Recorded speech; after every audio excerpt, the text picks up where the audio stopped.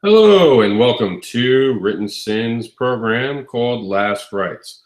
What Last Rites is, for those who are tuning in, it's our little weekly episodic program that goes over the Kickstarters that you still have the opportunity to back, and it's not too late yet. So we're making you aware that you still have time to back these and create new worlds before time runs out. We are live today on Twitter. We're live today on Facebook. We're live today on YouTube. So if anyone has any comments or questions, we might not necessarily be able to get to them because there's so many platforms that we're currently live on. But still make your comment, and we'll do our best to get to answer as many questions as we can towards the end. I do appreciate it. All right, guys, so let's get right into this right now. And let's go over all these great Kickstarters looking to be backed. Now, the first thing we're going to start with as we do some of these videos is asking, are you one of us? For those who aren't aware, Are You One of Us is a program that was started last year to pretty much boost our site and ask creators, are you one of us? Now, that really worked out really well. It helped us grow the amount of creators that we actually wound up interviewing, and it helped us build our name. But this year, we're asking everyone, are you one of us? Because I think the fans felt excluded in a way, and we don't want to make anyone feel excluded, right? So this year, it's all about the fans. It's all about asking the sinners and the fans who meet us at cons if they're one of us as well. So with that said, that is One of Us, the program where we are going around asking everyone to become one of us and become one of the 17,000 subscribers we have now. All over social media, we have even more. If you put all of our numbers together, and assuming that no one's repeated on any of the sites, we have over 25,000 subscribers. But directly just on our site, without doing any funny math or without trying anything else, we have that type of viewership right now. If anyone's seen it on Facebook, I'm trying to actually look because someone said that the video wasn't clear. Hopefully that cleared it up. If there was something on the lens, I think there was like a piece of dust. So that was only on the Facebook audience. The rest of you guys should have been fine and not seeing that. So thanks for the heads up. We're going to go on to the list now and then wrap this up real quick. Now, as we normally do, we're just going to start with the list and then we'll go over each one individually. So bear that in mind as we get into this. We are live. I'm going to put right now where the list is on the YouTube link and the Facebook link on how you guys can actually get it. There's that list from directly our site. It's now on the YouTube. Put it on there right now. It should be in the comment section, so it's easily for you guys to grab. So this is the list that we're going to be going off of. So there, for those who aren't on, those are on Twitter, you're going to have to go to www.writtensins.com to find the link. It's the newest one that's on our main page, so it shouldn't be hard to find at this point. So just do us a favor and reach out and do it. And we're starting the program today with help fund the supernatural indie comic book Trespass, a twisted love story filled with horror, dark humor, demons, and insanity. Now, this, one of the things we have been told a little bit is that people who like horror really like this. And I think that some people who don't like horror were kind of thrown by how graphic it is. And the thing that I would have to say to that is that, you know, it's always a good thing to not always stay in your comfort zone. So if it looks interesting, give it a look, check it out, and we'll check it out in a minute. You know, if it's not for you, tag someone you know is into horror. Everyone knows someone's into horror. It's not that hard. So do us a favor and do that, and tag a horror friend of yours or a fan of horror that you know who's into horror, so they can enjoy it as much as you might enjoy it. So that can come to life. The next one we have is two mismatched detectives hunt a prophecy-obsessed serial killer through a post-apocalyptic future. This is Last Exit to Brighton or Brighton. Brighton, maybe Brighton. This is by Matthew Hardy and Edward Bentley. It's two mismatched detectives hunt for that, and We're going to go over this in a minute a little bit more.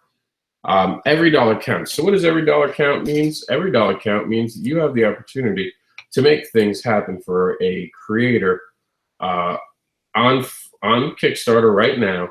You can make them have their project funded by you by sharing it or just donating a simple dollar. The sharing is free, so there's no excuse not to share. But if you're going to donate a dollar, that dollar also shows on the Kickstarter that you've backed it. So no one ever knows exactly who backs what, how. We only know that people back it. So for $1, you can show that you believe in a person. So for the cost of a coffee, you can go out and pretty much a Starbucks coffee, maybe a unicorn thing could be like 10 creators. But you could go out and use those dollars instead, skip one cup, and actually make 3 or 4 creators have a higher count. We'll go over that when we get to the count in a minute, just as a heads up. So we're going to go on, but keep that in mind that a dollar matters. The Few and the Curse, my good friend Philippe, came back with issue number 3, just absolutely took fire. I haven't gotten to see it today, so I'm actually eager to see what it's up to. Last time I checked, it was well over 20 grand, I think. So I can't wait to see what we're going to do with that. We have XCT, which has been on our countdown for a while, and is finally coming to an end. In year 2069, what has been uncovered as a secret and archaeological digs transpiring in the last 50 years is going to rock the foundation of what we believe. The remains of heroes, villains, and monsters and creatures that have long been believed to be myth or legend have been found. The remains have been used to create clones. These clones are caged, restrained, and forced to fight each other in some of the most brutal sport in the world. This is Extreme Championship Tournament. This is the list now. This is your opportunities. If you want to stay on the live program now or keep watching this video on rerun, we're going to go into each one section by section. The first one's Trespass. Second one's Last Exit to Brighton. The third is Few and the Cursed. And finally, we're going to go over Extreme Championship Tournament. For those just joining us now, don't worry. We're about to go over it all once again. Starting with Trespass. Trespass is a series about love, demons, and the apocalypse. Now it has 43 hours to go. It has a bit of a way to go towards getting to goal, so it's a good thing that we're talking about it today. Trespass, what would you do to save one person you love from anything? Would you give up everything you had? Would you sacrifice yourself for love? What about the demons? Trespass dives headfirst into these questions.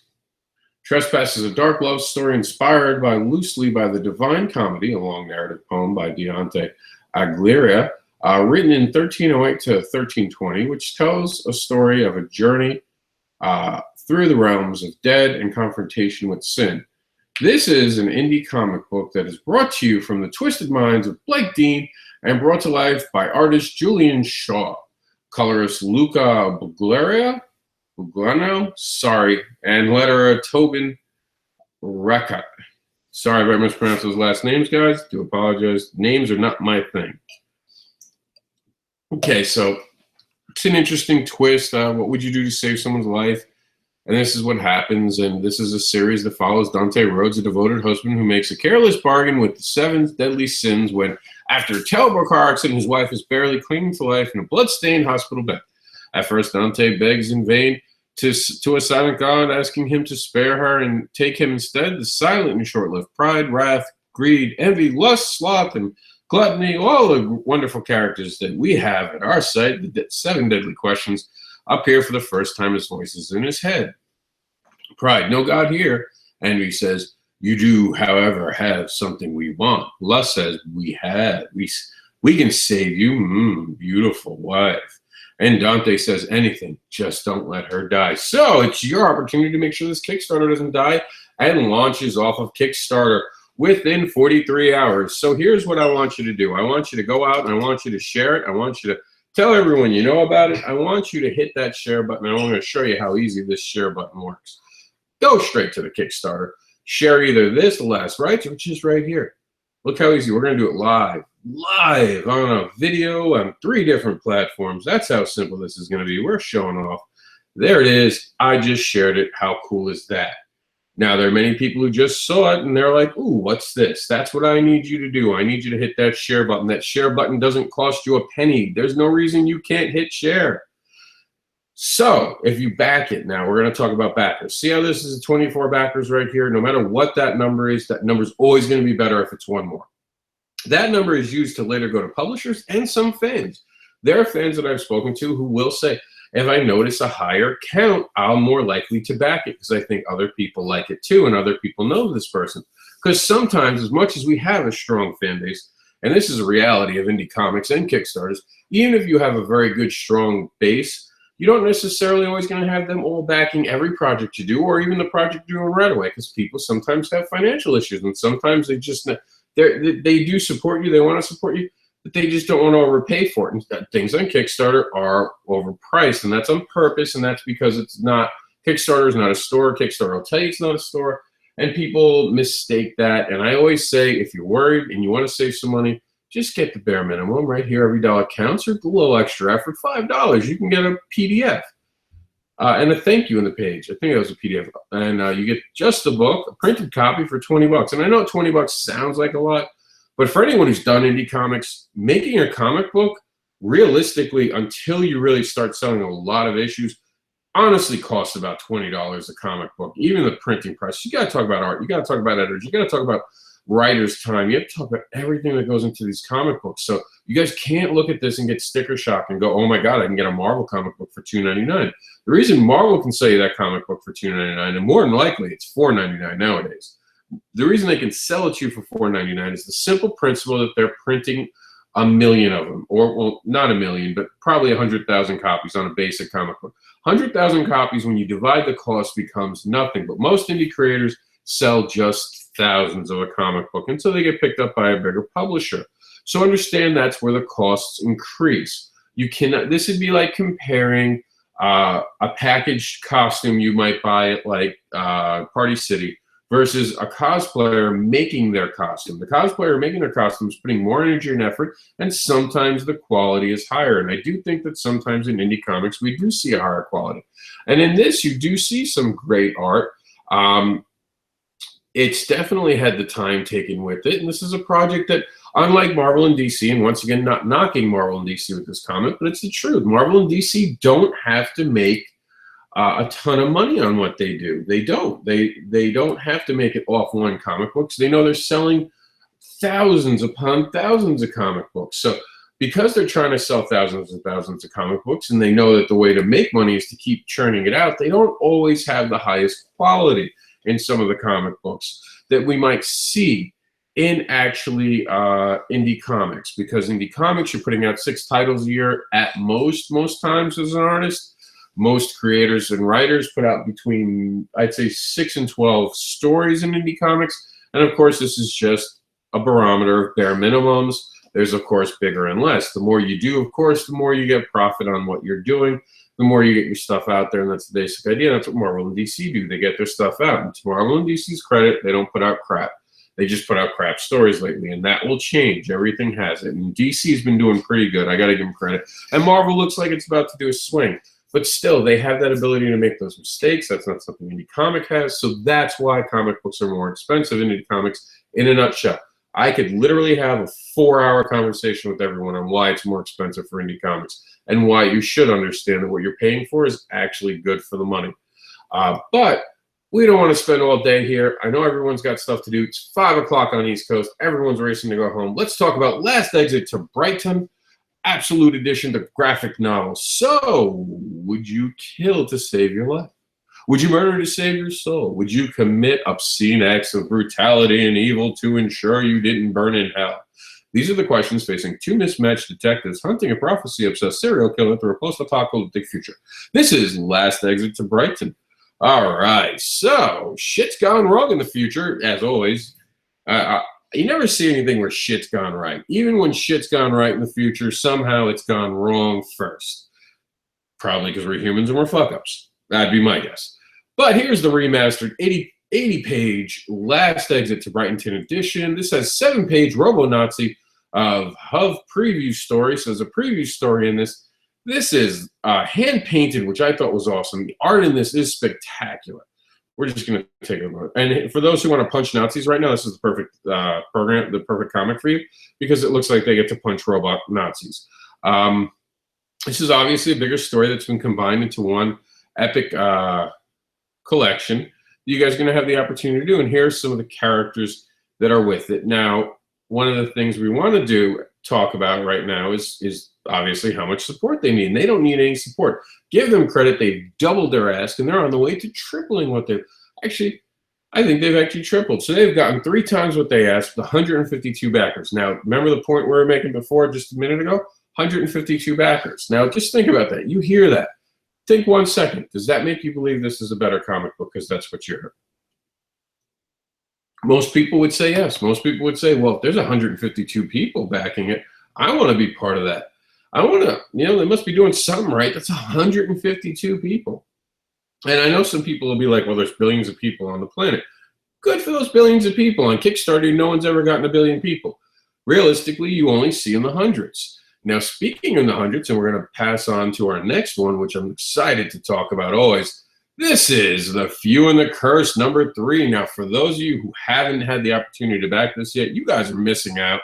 4 days left to go. It is time to get back it. It's 15,000, not 20,000. 20,000 is what I think it will make in the next 4 days. It'll get up to 20 grand. His ask was only $6,000, so he'll have tripled it if I'm right by the end of this.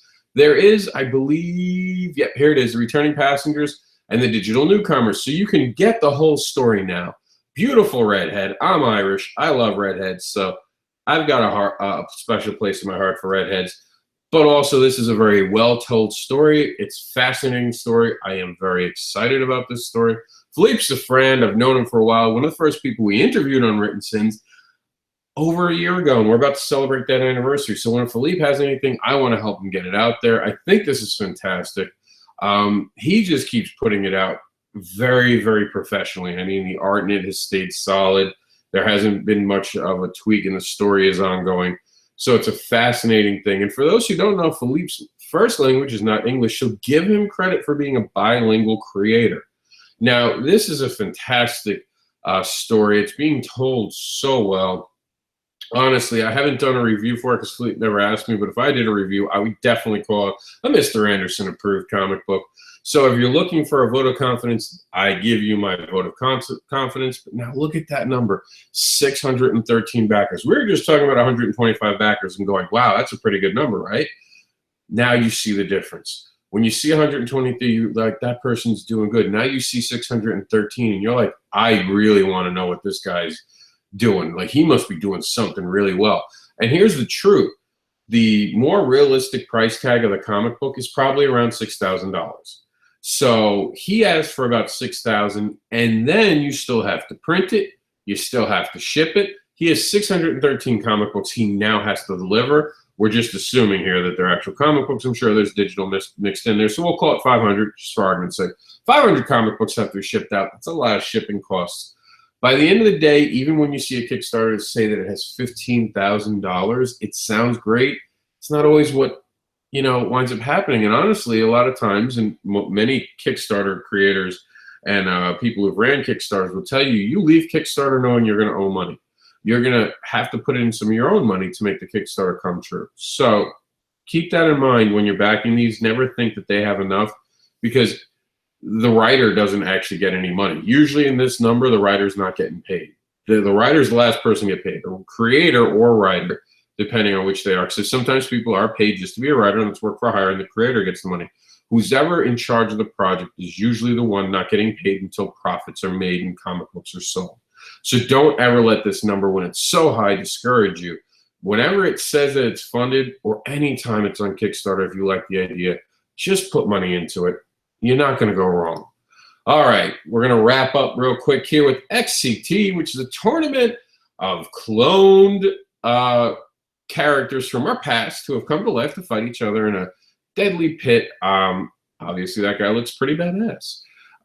This has been funded. We've been talking about this. Looks like a fun comic book. It looks like it has a serious undertone about cloning, and we all know cloning is going to be something that's become bigger and bigger, especially now. For those who are into science like me, know about the artificial womb and know that we can now potentially make human beings and other things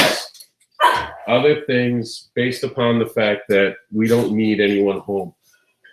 But with that said, guys, They're already funded. They're right on the edge of being done. I got the CEO, Jax, who wants to get a quick snack, so I'm going to have to bounce off of here. But all of these Kickstarters are available for you to back. It's your job to help create new worlds and show the mainstream media what we want to see on the movie screens.